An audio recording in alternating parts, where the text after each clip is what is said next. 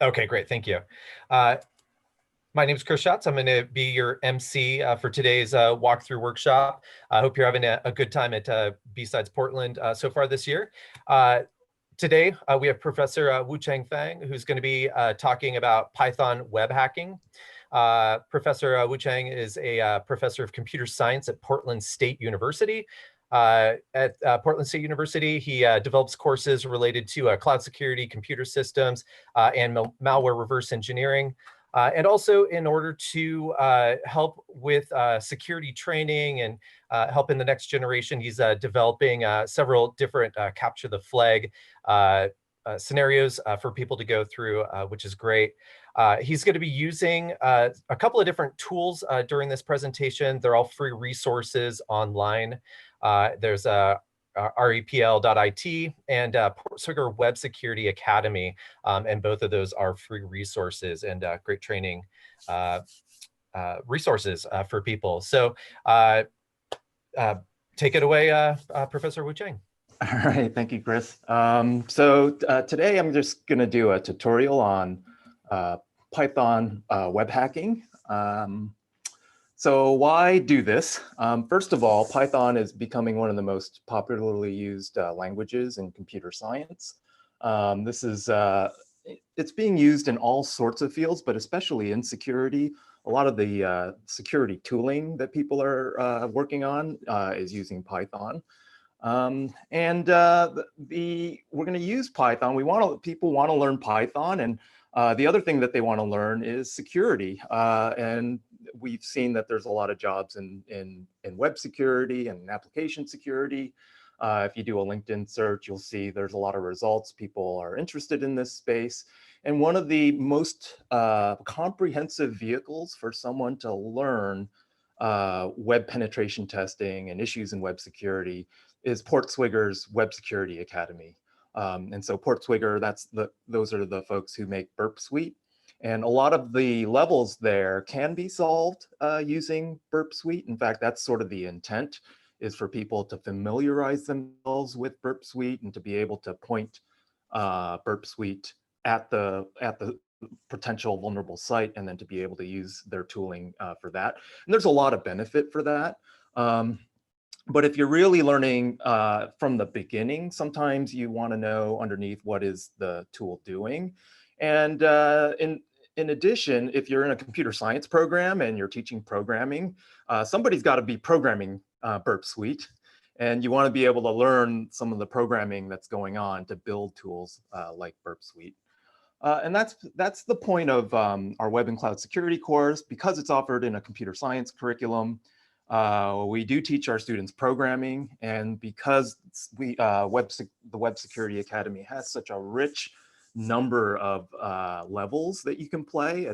Right now it's up to 190 different levels, which is almost too much to play. It's hard to keep up with all the levels they're producing, and they're really quite excellent levels. So we're trying to use some of that stuff in our course, and one of the things I have my students do is to try and write Python scripts to solve every single level. And sometimes the Python script is going to take them much longer than to just solve it directly in a browser, or to use Burp Suite or some other request interceptor to solve the level. But I want students to be comfortable programming, and so that's the point of teaching them both Python and web security at the same time. And that's the purpose of this. It's just an introduction to the approach. We're gonna, in this, hopefully this hour, we're just gonna use an online Python programming tool called Repl.it. And this is one of the most popular online, this is one of the best ways to on-ramp people beginning programming, because there are no tools to install. There's nothing to download, nothing to install, nothing to set up. Everyone's got a uniform interface to do their programs in, so you don't have to debug Mac versus Windows versus any of that stuff. So that's what we're going to do. We're going to use, and in fact, if you go into the Discord, I have links to all of the Python programs that are going to be used today to solve the levels in Web Security Academy automatically. And I can share that code with a URL and then have everyone be able to get the exact code. So that's what we're going to do. We're going to take Replit, and we're going to point it at a bunch of levels in Portswigger's Web Security Academy, and they're both free. So that's the best price.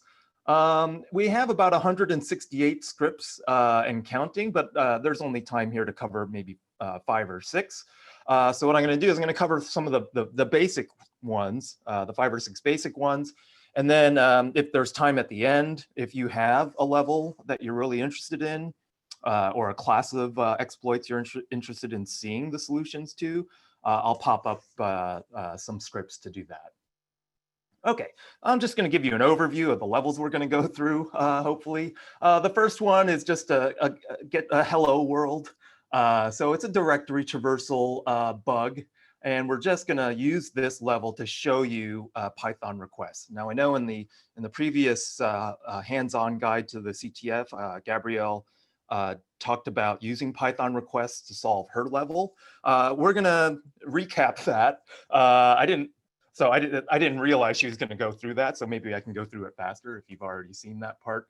And then I'm going to talk about a level that compromises access control issues. And then I'm going to give you a little bit more of Python. I don't know how proficient folks are in Python, so I'm just going to try and strike a happy medium. And then the next one is an authorization issue that forces you to programmatically create cookies in Python to pretend that you're someone else. And that's what that Replit is going to do. I am then going to talk a little bit, and this is where the computer science comes in. There are ways of doing things efficiently in computers, and there's ways of doing things inefficiently. And so we'll talk about single process execution of programs versus multi-process versus an asynchronous style of programming, because some of these attacks are time limited.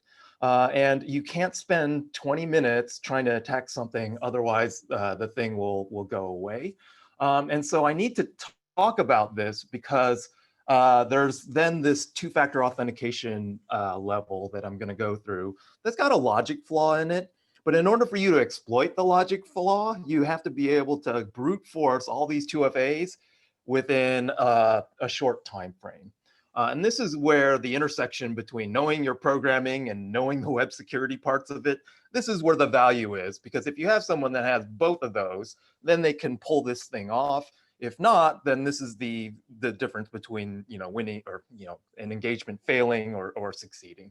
And so I'm going to talk about a particular basically the lab. So this label is the name of the level on the Portswigger site.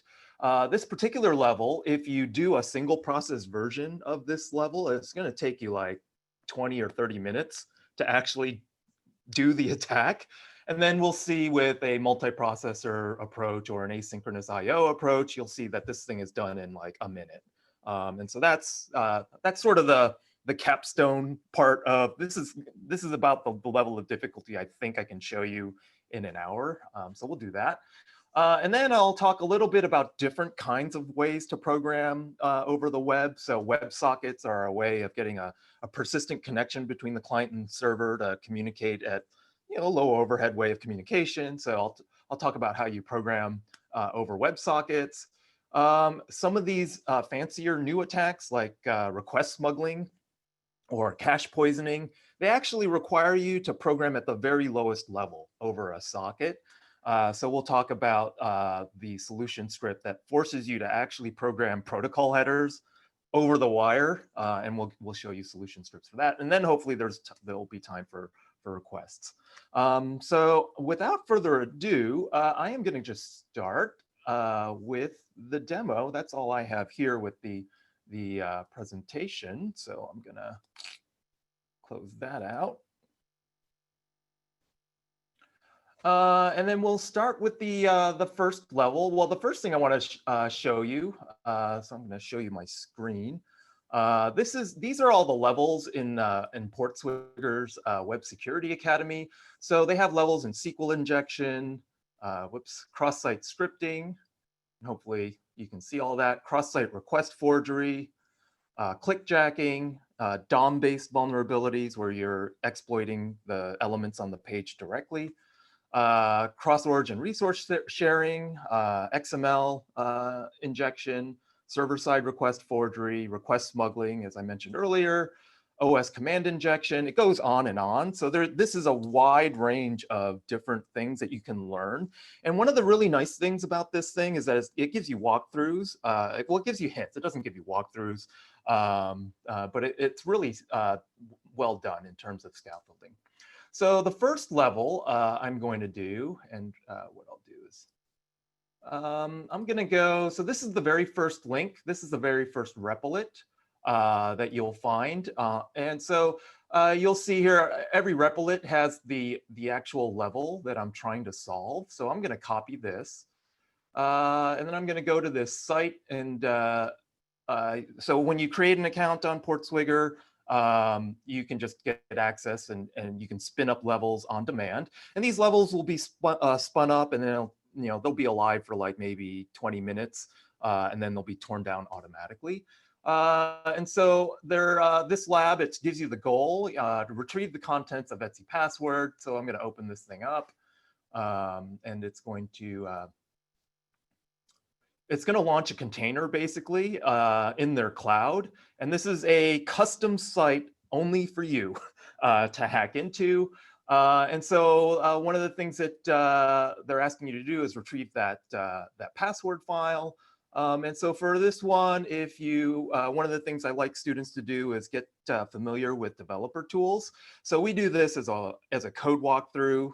If you go to that Code Lab site I showed earlier in the slides, we'll walk students through how we want them to solve this so that they can see the kinds of tools that might be usable when you're poking around web applications. So one of the first things what we'll do is we'll click on this, right click on an element in the page and inspect the underlying HTML. And so I hope you can see this. These are the browser developer tools that you see here. And if you zoom in and look at this link, you can see I can actually open this in a new tab. And you can see that this thing's got a file name is equal to 42.jpg. One of the things that they ask you to do when you want to see if something is vulnerable to a directory traversal attack, which is what we, so this is all these CTF levels are underneath the directory. I think it's called is it file path traversal attack? So you already know you're looking at the file names and trying to use a traversal technique to navigate the file system in the URLs themselves. And so that sort of primes the pump so that you know what to look for. And in this case, you see, oh, look, there is a file name parameter in this URL if you actually go up there. And so, one of the things they ask you to do, one of the rules that you can do to see if something can be traversed is to do something like this, where you do a //////. So this is the file navigation in Unix. Obviously, if it's a window, well, everything is Linux pretty much. So you're probably going to be doing this.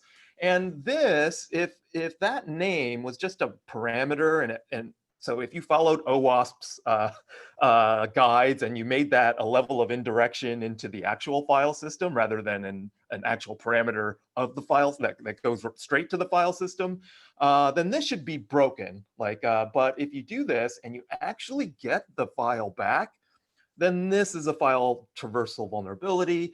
And then all I would need to do is to do a /////Etsy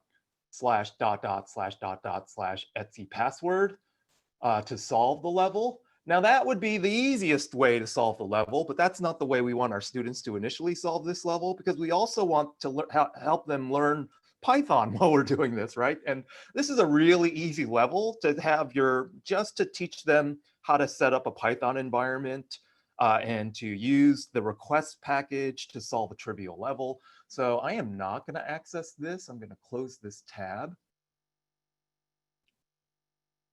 And I'm going to keep this up because what I want, I'm going to put this in a different window though, so that you can see when the script runs, you can see this thing being solved.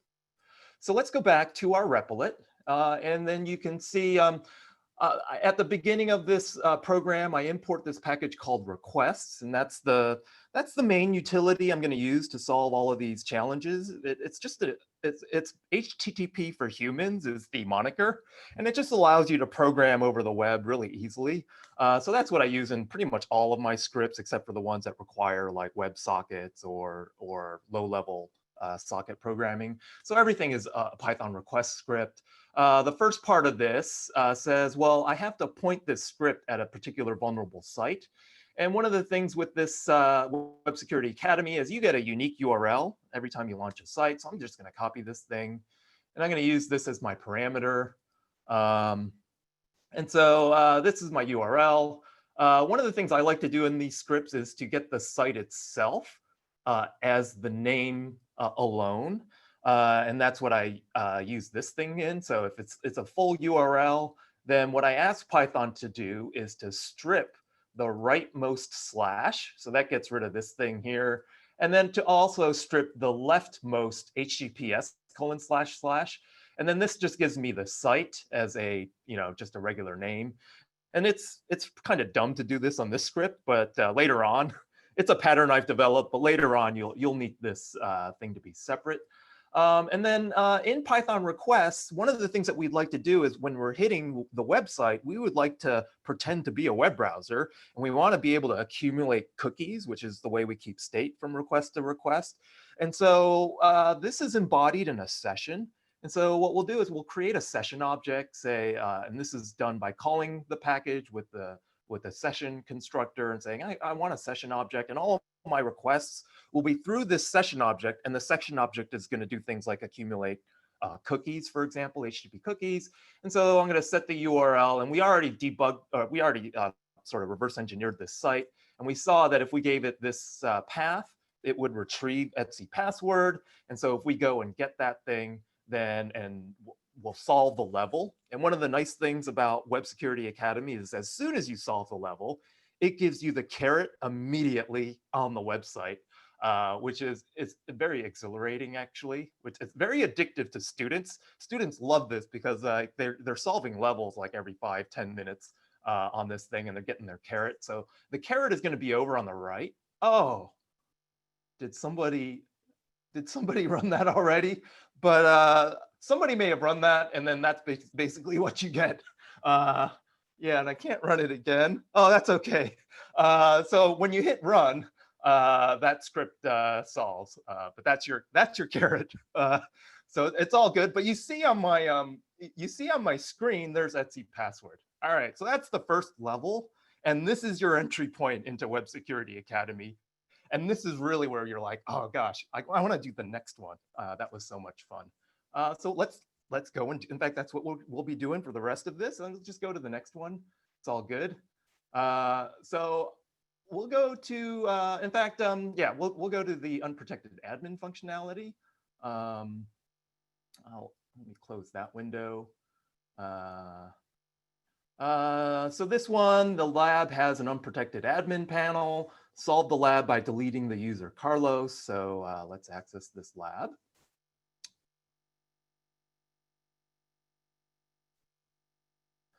And so one of the things that, so there's a bunch of things that you should just try up front when you're poking at a website. And one of the things they tell you to do is there's a special file on web servers called robots.txt that say, search engine, don't search this content.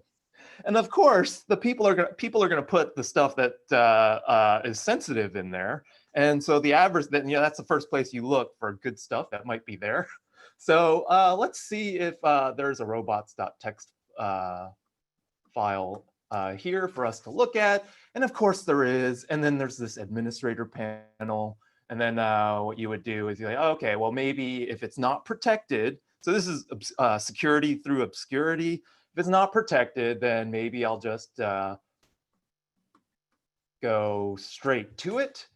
And then if I go straight to it, and then if I see, I can click this link. I'm not going to click this link because I want to solve it with the program. If I click this link, the level will be solved. And you can see the link right down here. But again, we want to solve this with Python. We really want to get comfortable with Python. So I am going to go back to my Replit over here, and then let me make it full screen again. I have this thing here, unprotected. So one of the things that we noticed in the robots.txt file, let me go back to the robots.txt file, is that it's just a simple text file, and then the URI is in the second line. And so we're going to parse that out. And so Gabrielle, in the previous the hands-on guide to CTF, she talked about using a package called Beautiful Soup. Beautiful Soup is a package. It's basically a powerful parser, and it parses all sorts of XML, and in our case HTML, which is what web pages are written in, and it gives you a way of searching the parsed web page after the fact. And that's what we're going to do.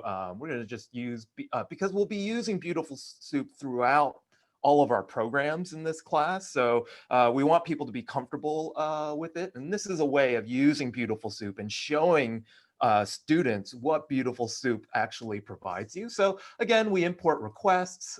We don't need import sys because we're not using it. So one of the nice things about Replit is it gives you some, like, it'll actually tell you when stuff is not being used. So when I had that there, if I hover over it, it says, hey, you imported the package, but you didn't use it. So then that's really good for cleaning up your code. And it's something that I like students to see. So I was like, okay, let's get rid of this. I don't need it. Replit has found that it's not needed. And so you see this here, you have your site, the session, same code as before. And this is where the scaffolding in all the Python scripts gets, so we're glomming on to something that was simple to begin with. And so we're going to use our script to go get the robots.txt file. And then we're going to get it. And what we're going to get is what you see up here. And then one of the things, I could have used Beautiful Soup on this, but this is a simple text file. One of the things you can do is do a search on all of the lines in this text file that you got back. And so this is kind of cheating. I already know what the format of this file is, but this is just a means to the end to show people how to do some things in Python. And so what this code shows them what a list comprehension in Python is. A list comprehension says, hey, I'm going to describe what kind of data I want you to return to me. And that's what the comprehension is doing. So I'm going to specify a list that I want you to return to me. And what is going to be returned, I'm going to describe inside of the comprehension. And then so this thing says for every line, return the line for every line in the response.txt. So one of the things that you get when you do a session.get of a URL is you get this response object in Python. And one of the fields that you'll always be looking at is response.txt, which is the raw text file that is being, the raw HTML usually, that's being returned. Another thing you could get from the response object is the status code, the HTTP status code. So if you say resp.status code, it'll give you 400 or 200 or 404. So in this case, what I'm saying is take the response that you get back from that request and split it in new lines. So for those of you who haven't programmed a lot before, this says, give me each one of these lines as a separate element in this list. And so the other part of this expression says, but only give me the lines that have the word admin in it. And so this list comprehension is only going to give me this second line. And you can actually print this in the Replit to see the actual output that comes back. And in fact, I would recommend that you do that when you want to toy around. And you can fork this Replit and toy around with it on your own. And so then what I do is this is going to give me a list where there's only one line in it. And then I'm going to take that line and then I'm going to split it. And so splitting is a way of taking a string and giving it parsing the fields in that string. And so what I want to say is I want to split this line on the space character because it looks like a space is separating the arguments or the different parts of this line. And usually spaces, if it's English text, words are going to be separated by spaces. So the split space says, give me an array, a list, where the elements are split by the space. And so what this will do is it'll give me two elements. The first element is disallow colon, and then the second element is slash administrator panel. And so what I'm going to get back here is the URI, which is slash administrator panel. And then I'm going to print that. The admin panel is at this URI. And then I'm going to go to that URI. And when you go to that URI, if you recall, what I got was a page. And this is a web page. This is actually HTML. And it's got a bunch of links. But the only link I'm interested in is the link for deleting Carlos, because that's the goal of the lab was to delete the user Carlos. So then this is where I'm going to do the beautiful soup parsing. So I'll go to that URI. I'll get this admin panel. I'll return it. And so if I actually do a view source on this thing, this is the HTML that beautiful soup is getting back. And what I want beautiful soup to do is to get all the links on this page. And this is how a web link is specified in Ahref. Go to all the links, the A tags, and then and that's what this Carlos delete. So I'm going to first get the text, and then I'm going to send that text to the beautiful soup parser. And I'm going to say, you're going to parse HTML, and that's your soup. This is your structured object that you can search. And then you say for all the links in soup.findAllAs, so this is going to take all of the links on this page, and actually it'll actually return these as well. So go and return me a list that has all the links on this page. Return me only links that have Carlos in the href field. So the link object is going to have a bunch of attributes, and one of the attributes is going to be the href piece of this, and that this is saying only get me the one that has Carlos in it. This is a really nice compact way of expressing what you're interested in without writing a ton of code. Like if you had to write this from scratch, you would be in pain. At least I would be in pain. Maybe some of you are better programmers than I am. But that would be awful. Like, and so I can specify getting that link using just this one list comprehension. And this is why Python is often being used for these kinds of programming projects, because productivity-wise, this is really a boon on developer productivity. It might be a terrible like Python isn't the most highly performant tool that's out there, or programming language, but this is the reason why you would want to use Python, is that I can express this so naturally with a single line. And then if I were to write this thing, you could imagine if you didn't have either Beautiful Soup or Python, like having to like parse this thing and then pull this out, it would have been ugly code. And so what you can then do is from this link object, you can just say, give me the link href, which would be this right here. And then I'll print it out, and then I'll go and I'll retrieve it, and then I'll solve the level. Okay. And so let's see here. I will let someone else who wants to do the honors. I've done the honors so many times on this. I'm happy to hit the run. Oh, wait, I haven't actually pasted this. I'll paste it and run it then, just to save people time.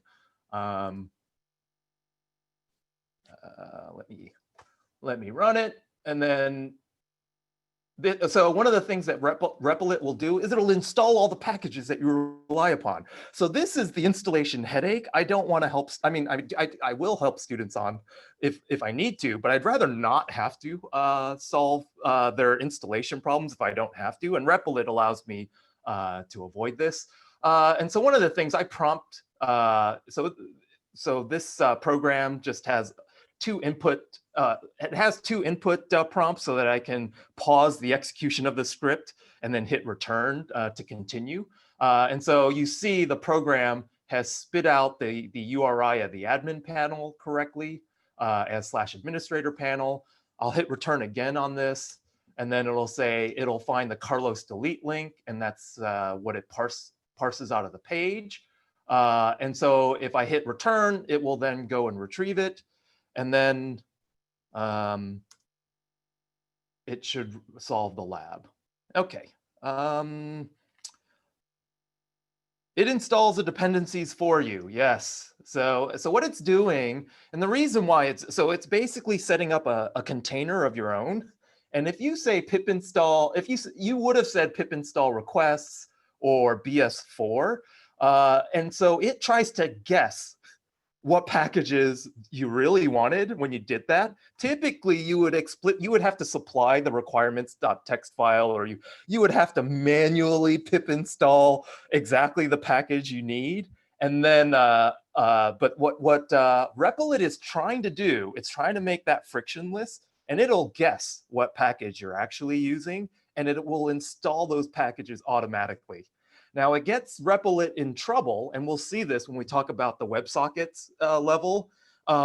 It might not install the package that you want into your Replit, and then you have to solve it some other way. Let's go to the next one. 1235. Okay, that's not too bad. I tend to talk too much and then not get enough stuff done. So let's go to the next one. Here's one that's more involved. The user role is controlled by the request parameter, is this one. I hope this is the right one. They tell you that the admin panel is /admin. Again, one of the really nice things about this Web Security Academy is that they're not trying to trick you with what you're trying to do. They're giving you the goal, and then you can focus on the actual vulnerability. And so the goal is always to delete the Carlos account. And on this one, they give you the credentials are Wiener and Peter. So I'm going to access this lab.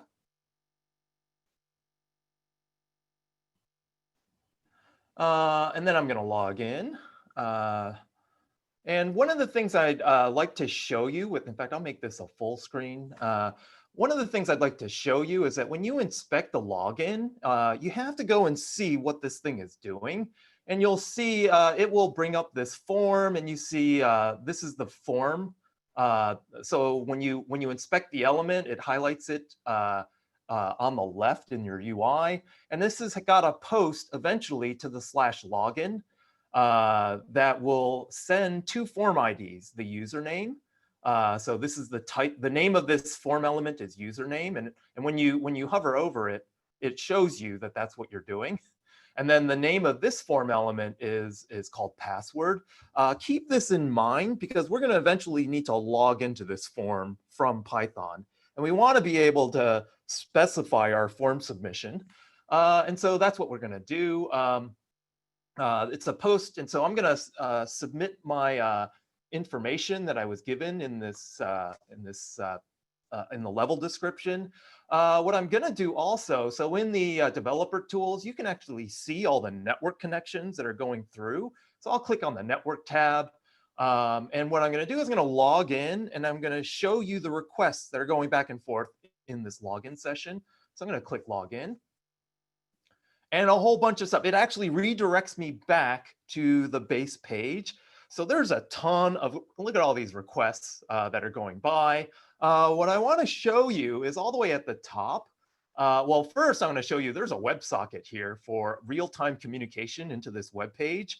And the reason why this is a more modern way of getting interactivity into a website is to establish a WebSocket, and then to, like, when I click that Replit and it solves the level, the way that the Web Security Academy folks tell my web browser that the level has been solved is through a message in this WebSocket. Where did it go? That is here. That's what the lab. So this Academy lab header has a WebSocket that's basically it's gonna fill in some UI elements here just underneath the hood. That's just an aside. You don't need to understand WebSockets right now in this particular demo. But I am interested in the login request. I want to see what goes by in this login. So I'm going to click on this login, and you see there's a post just like we saw in the developer tools, and it goes to that URI. And it gives you the HTTP status code. It says it's been found, but the 302 means, yeah, this request succeeded, but I'm going to redirect you back to the home page. So you see the location that it redirects me to, and the HTTP response header says, I'm going to redirect you back to the home page because it's a valid login. So this is how you can tell the login succeeded, is that you'll get a 302 back into the main page and you're logged in. One of the other things that happens after you log in successfully is if you look at the cookies that are set. So HTTP cookies are set by the server and sent back to the client and stored on the client so that the client can subsequently go back and log in with that cookie set. And if you look at this cookie, this is a total no-no when it comes to cookie design.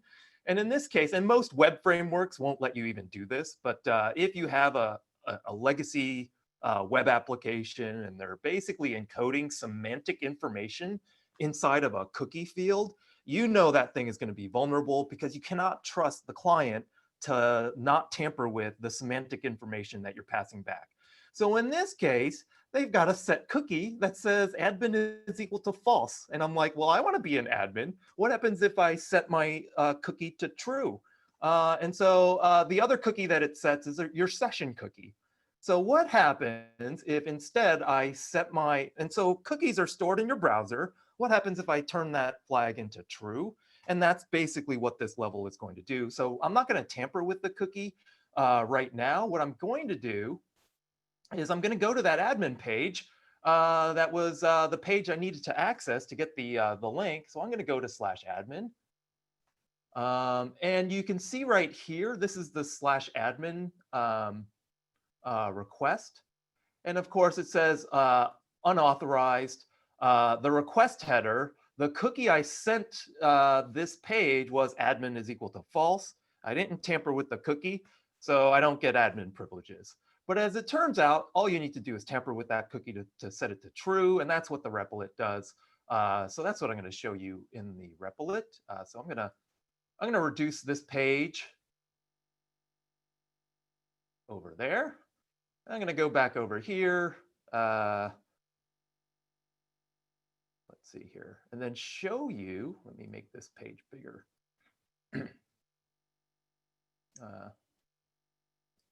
And get you to the right replit.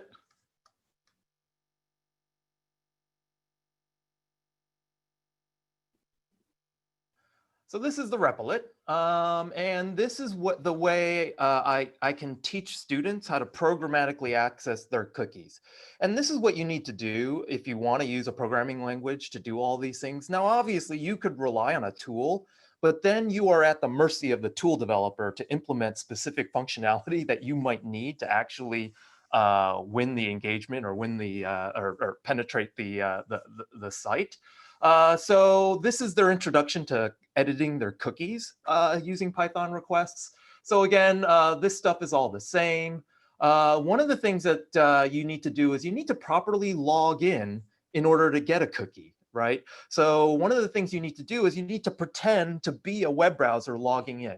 And we saw in that form, there was a username field and there was a password field, and we were given the initial credentials. And so the way Python requests will post forms for you is for you to call session.post with a URL that you want to do the posting to. And that URL was the site/login. And that's why I pointed it out in the form that there was a /login that the thing was posted to. And this is why I also pointed out the names of those form fields. And Wiener and Peter were the credentials that I got. And then there was a CSRF token.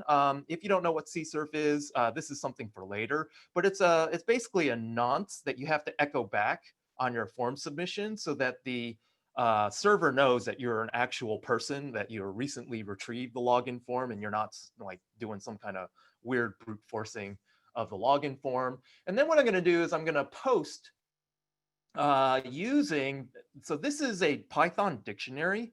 You specify it as a dictionary.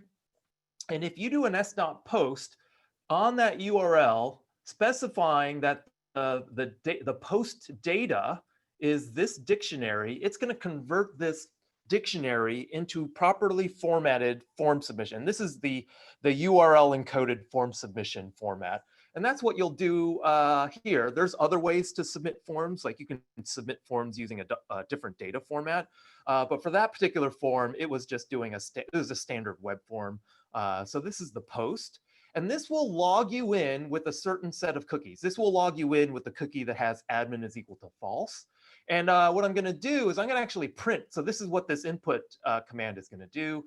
I am going to print this this message. In fact, I'll just run it. Oh wait, I don't have the URL. In fact, I can't run it. It's going to install the packages, but I have to I actually have to give it the site address first before it'll run. And then I'll print out what these cookies are. And then what I'm going to do is I'm going to create a new cookie. So this is the way you can create your own cookie. And then the domain is the site. So all cookies are bound to the site that's that you're. So like, for example, if you're going to and from Amazon, then your cookie is that Amazon issues you is bound to Amazon. And so when you're creating a cookie in your session object, you have to define the domain. Which site is this cookie supposed to be used for? And then you give it the site that's here. And this is one of the reasons why I always parse the site up here. Because here I'm not giving it http:// I'm actually giving it the DNS name. And then what I want to do is, so cookies are key value pairs. And you saw in the cookie, it was admin is equal to false. And I wanted to change that admin field to be true. And then what I'm going to do is I'm going to just set that cookie in the cookie object. And it's going to go into that cookie. And it's going to replace the admin is equal to false with the admin is equal to true. And then I'm going to go and try and get the admin link with my new cookies. And if you'll note, I set the cookie in the session object so that when I go to this URL now, I'll say the tampered cookies are, and hopefully this will print out the new cookies with my bogus setting. And then I'll just simply get the admin panel. And then like before, I am just going to parse the admin output to get the Carlos link. And then I'm going to get the Carlos link and delete the URL. Okay, so that hopefully will convince you that this script will solve this level. So what I'm going to do is I'm going to copy the DNS name over, and I'm going to put it in this site. And I'm going to run this thing and hopefully get my carrot. Oh, wait, no, so sorry, this thing is, I wanted to show you that this thing is actually doing what I said it was going to do. Actually, I'll just, since we already, I'll put the source code there. So the first one is when you go and you get your when you post your login data, you'll get back that here's your cookie with admin is equal to false for this particular site. And then you get your session cookie, which was the other cookie that got sent. And then we need to tamper with it. So in Python, we tampered with it. And then it'll spit this cookie out in the script. And you can see now admin is equal to true. And now I can submit this thing. And I am going to minimize this now, because then this will solve the level. And then this will actually, one more thing. I have another input here that says hit return, so this is showing you that I got the delete URL appropriately. And so now I'll hit return and it'll solve the level. Okay, so that's the role one. And gosh, I only have 10 minutes. Darn, I'm not going to be able to do the 2FA. Well, I'll go a little bit more quickly on the 2. I'll see if I can get to the 2FA. Sorry about that. So before I do the 2FA one, I'm going to briefly go through multiprocessing versus asynchronous I/O as ways of retrieving websites, of doing work with web programs. And I have a simple program that's going to get 10 URLs. And it's basically going to get these URLs and then parse out the title of each one of these. And there are multiple ways you can do this, slow and fast. And so here's a slow way of doing this. And then you can see here, this is a performance counter that I'm just going to spit out how many seconds it's going to take to run this stuff. The slow way is to do this sequentially, to get a URL, to parse it, and then to get the next one. And that's what this version does. Another way is to spawn a whole bunch of processes map all of the URLs that are in this list into that function, and then have all of these. In this case, I have 5 processes running at the same time, and then wait until this is all finished, and then print the results that go back, and then I'll print the amount of seconds that it took to run that, and then finally I can do it with 10 processes. And when you run this, where's my run button? Is it here now? Oh, it's loading. I timed out. So when I run this, it'll install the packages. And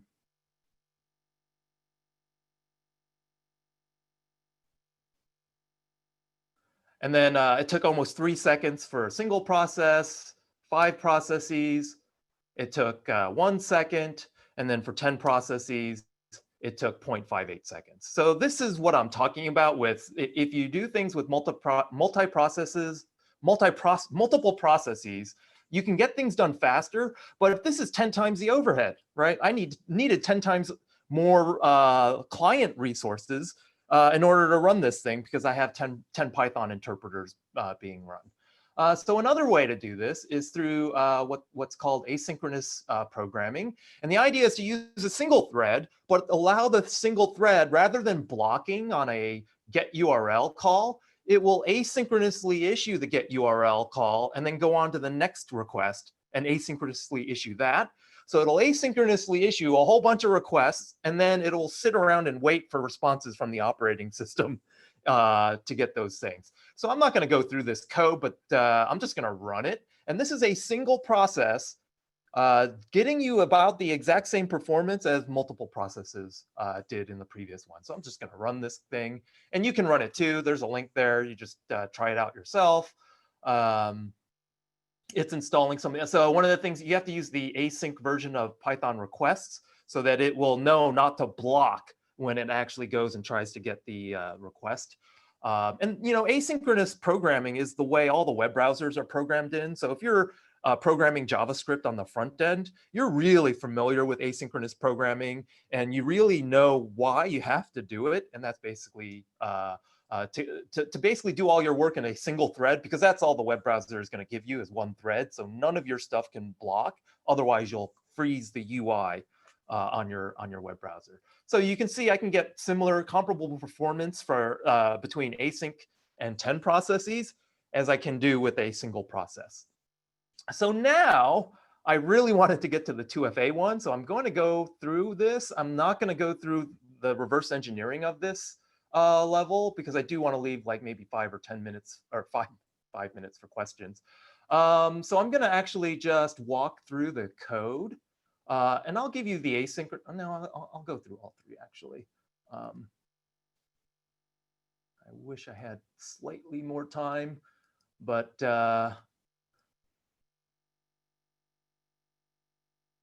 so this particular one allows you to log in with your credentials, but it has a redirect that redirect has, as part of that redirect, your username to tell the 2FA logic who to send the 2FA code to.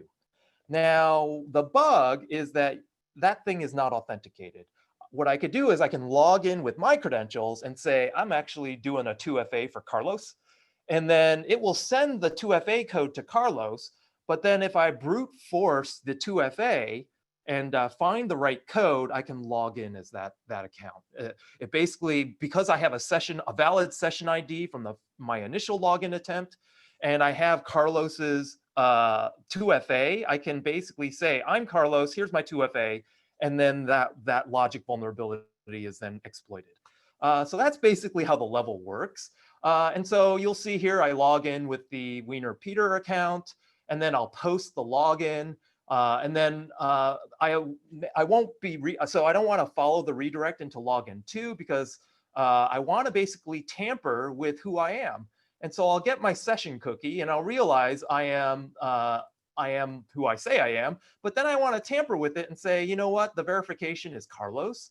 And so now I'm pretending to be Carlos. I have a valid login as Carlos, but I need Carlos's 2FA. And so you can pull his 2FA through his email, but you don't have access to his email.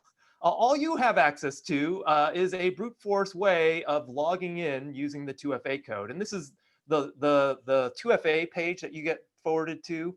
The URL for that is login2, and then you're basically submitting this MFA code. And the MFA, the 2FA backend isn't going to rate limit you, and it doesn't reset the code if it's incorrect. It allows you to keep on trying.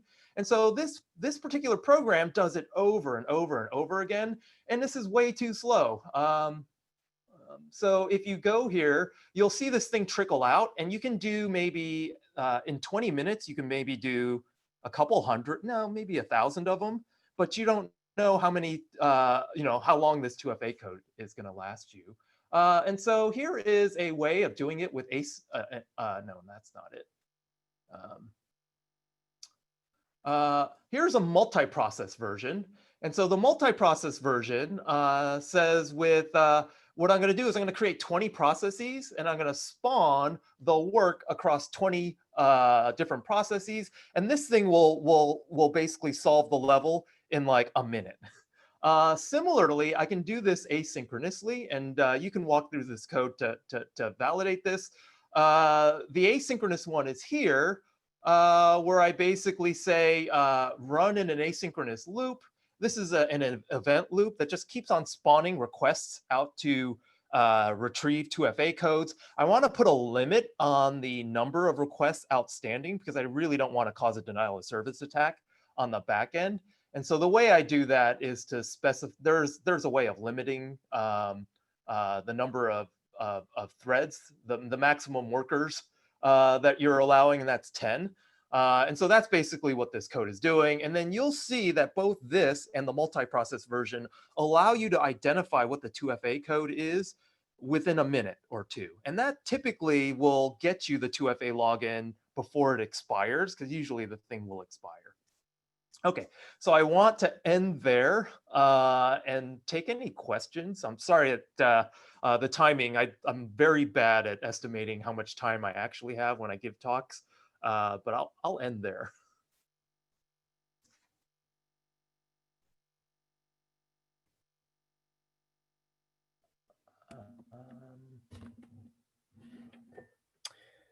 All right, and if anybody has any questions they want to ask, they can either do that through chat or through the Discord channel, and we can relay questions to Wu-chang. Yeah, the Replit, so all the links to the Replit, I think they're the very second message in this Discord. Maybe if we can pin it.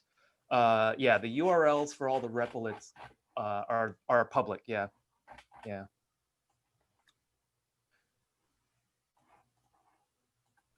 Yeah, if no one minds that I post this video link, yeah, I can go ahead. It was mostly me talking anyway. So yeah, I'll do that. Python packages worth looking at.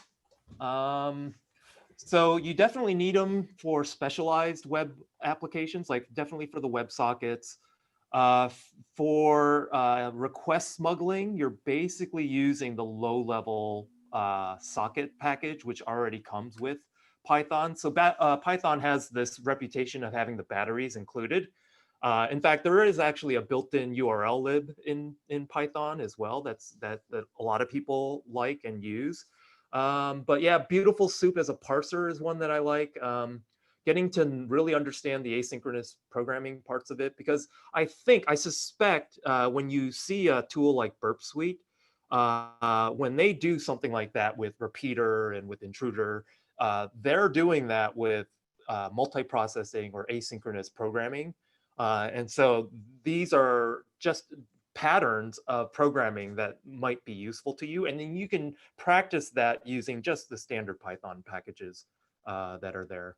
A lot of the security tools are written in Python, and then they'll probably have packages that are worth importing. Okay. Yeah, and if people have study groups, I highly recommend those. In fact, maybe I can do one with the CTF club that presented earlier today.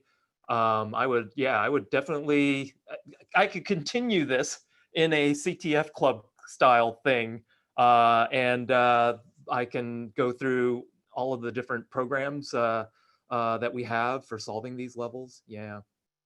Uh, Python on the defensive side, yes, because Python for automating tasks, for example, inventory kinds of things, for sure, a lot of those tools are written in Python, just because you can rapidly prototype very useful utilities using very simple short scripts. Yeah, they call Python like a glue language because you can glue all sorts of really powerful things together to make something even better. Yeah, I guess I can post it on this Discord when it's done. I could actually put it up on my website as well if that might be. And then if I haven't, if you can't find it, yeah, shoot me an email. I'll post my email on the channel. Um, but I will hopefully have this session up probably end of the day. Zoom is pretty good at encoding and then giving me a video after it. Okay, I want to be on time, so this is 1 o'clock, and I guess I will let you all go. Thanks for attending.